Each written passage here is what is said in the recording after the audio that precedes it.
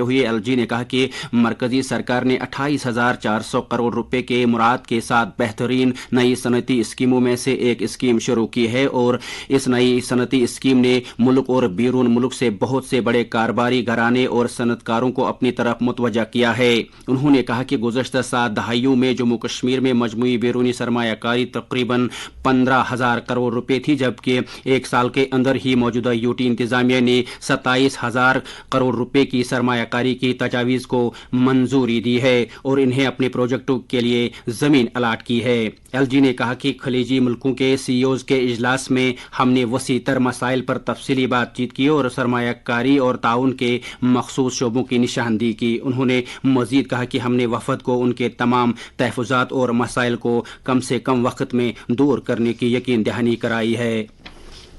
सरमायाकारी चोटी इजलास के असरात से मुतल्लिक एक सवाल का जवाब देते हुए एलजी ने कहा कि यूटी हुकूमत के इकदामात के नताइज जल्द ही नजर आएंगे। उन्होंने कहा कि कुछ कारोबारी इदारों ने अपने मनसूबों का काम शुरू कर दिया है, जैसे कि पहले खबर दी जा चुकी है कि खलीजी ममालिक का 36 रुकनी ये वफद जम्मू कश्मीर के 4 रोज़ा दौरे पर आजकल आया हुआ है। इस दौरे का मकसद जम्मू कश्मीर में ताल्लुकात को मुस्तहकम करना और सरमायाकारी के इम्कानात तलाश करना है।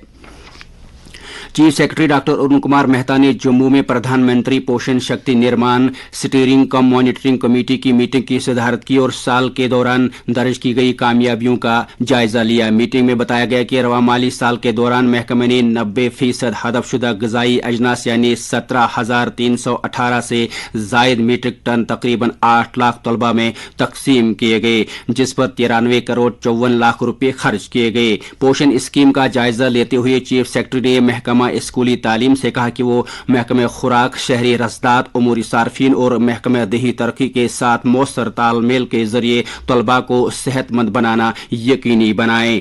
चीफ सेक्रेटरी ने महकमे तालीम को हिदायत दी कि 1 माह के अंदर अंदर तमाम तलबा को डिजिटल हेल्थ कार्ड जारी किए जाएं। इस स्कीम के तहत हुसूली और तकसीम के अमल को उस्तवार करने के लिए चीफ सेक्रेटरी महकमे को अगले माह की पहली तारीख रियल टाइम और GPS पर मबनी मालूमात फराहम करने के लिए एक पोषण मॉनिटरिंग मोबाइल ऐप शुरू करने की भी हिदायत दी।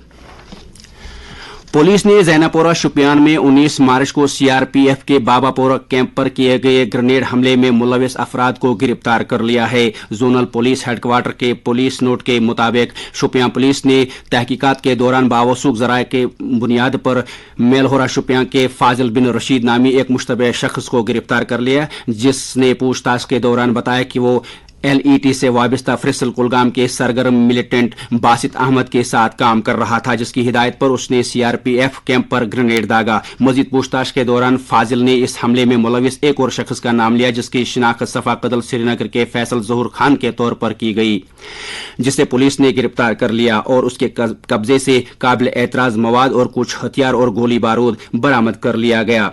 वाज़ेह रहे कि इस हमले में एक CRPF एहलकार जख्मी हुआ था।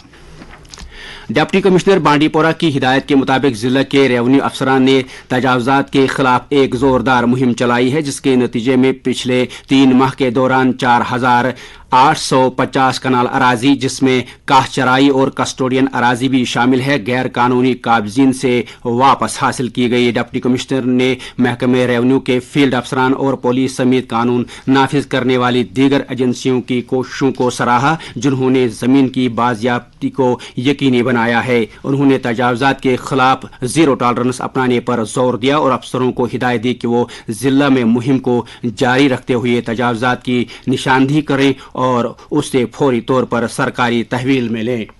इसके साथ ही खबरों का ये बुलेटिन खत्म हुआ। अल्लाह निगहबान।